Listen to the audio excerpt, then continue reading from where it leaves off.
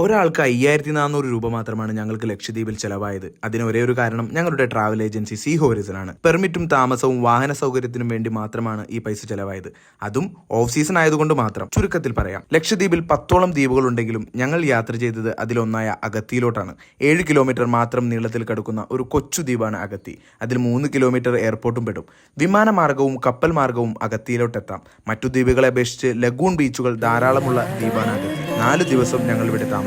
Off season ടൈമിലാണ് ഞങ്ങൾ പോയത്. അതുകൊണ്ട് തന്നെ താമസ സൗകര്യത്തിന് വളരെ കുറച്ച് പൈസ മാത്രമേ ഞങ്ങൾക്ക് ചെലവായുള്ളൂ.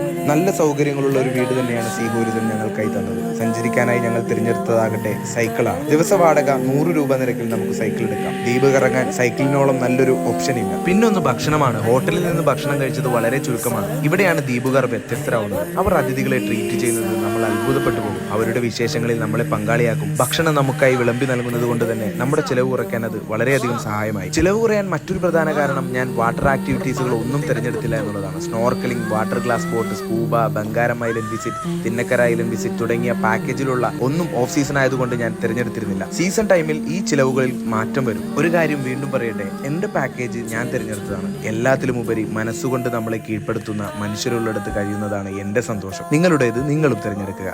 Thank you Sea Horizon. Lakshadweep വിശേഷങ്ങൾ അവസാനിക്കുന്നില്ല. നന്ദി, നമസ്കാരം.